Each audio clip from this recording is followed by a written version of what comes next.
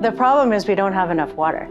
My first campaign was in 2022. It was one of the biggest droughts we've had recently. It was literally at every single door that what is the biggest issue that we're experiencing is water.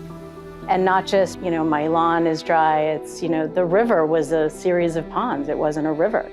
Water withdrawals is the #1 issue facing the Ipswich River. The river is very intensively used. We're pulling water out of it all the time for all of the things that we need water for drinking, for bathing, for washing, for irrigation, for industrial and commercial use. When there is not a lot of water available in the river in the summertime or during drought conditions, we're pulling enough water out of the river that it's going dry.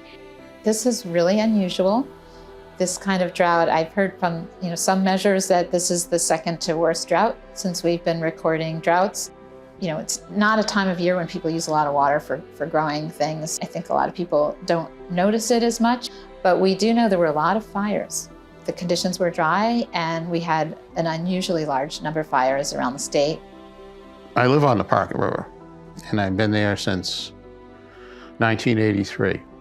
I've seen a rapid decline of the water quality and the water quantity in the river.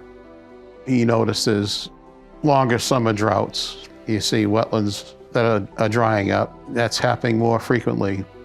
Population increases are moving more towards the North Shore. And so I see a direct impact from water withdrawals to the amount of population increases. We certainly can't control the weather, but there are some things that we can certainly control, and that's our own use of water. The role of a watershed association is really to bring together all of the stakeholders within the watershed. We do a lot of education for what people can be doing in their own homes, in their own businesses to reduce their water consumption, to reduce the demands on the river. We have a few thousand kids and adults that come through our education programs every year and learn about how their actions are impacting the river and how they can reduce their impacts on the river. We also work with cities and towns to implement town-wide water conservation measures. So that might look like incentives for installing low-flow appliances. It might look like raising awareness for water users across the town. It might look like setting up a water conservation program at a town level. There's a lot of things, complicated things that we need to do, and we need to do them together because they are a costly capital expense. There's state and federal funding for infrastructure, especially water infrastructure, clean drinking water, that we want to make sure that we're working together to get to the solutions that we're looking for both the environment and for the water users. And as we move forward, one of the issues that we're going to have to deal with is developing additional supply and dealing with the issue of managing that supply so that we get the most effective use out of it. But a huge problem is going to be financing. All of these things are incredibly expensive, and that's why it's going to take a team approach to be able to get the job done. On the state level, we advocate for legislation that is protective of our rivers.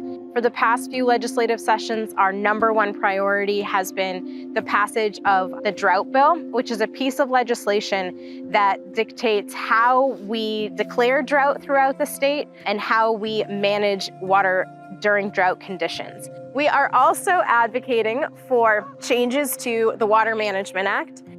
Because the Water Management Act was passed back in the 1980s, we're still kind of living under a water management scenario that doesn't take into account the impacts of climate change, that doesn't take into account the impacts of population growth.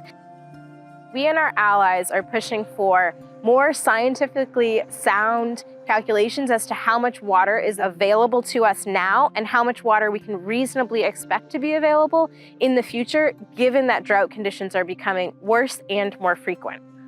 In October of 2024, the US EPA published a letter indicating that they also believe that the Massachusetts Water Management Act needs revisions in order to be scientifically sound and to be protective of the environment going forward.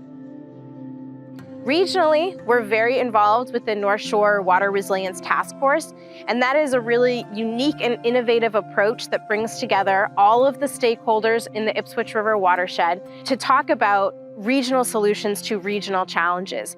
The reason that that's so innovative is because Historically, in Massachusetts, water supply decisions have been made on a town-by-town basis, and each town makes their decisions in a silo.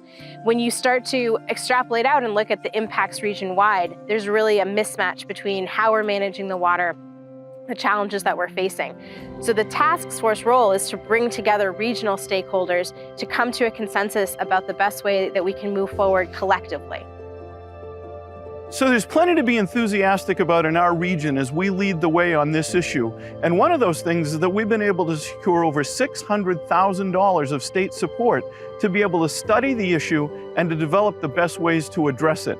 And those studies are underway right now. They're delivering lots of information, and it's going to be up to us to be able to use that information to make consensus-based decisions. But as we do that, I firmly believe that we're going to be setting the stage for that kind of activity all across Massachusetts, and we're going to bring light to a situation that has been very vexing for all of the communities in our state.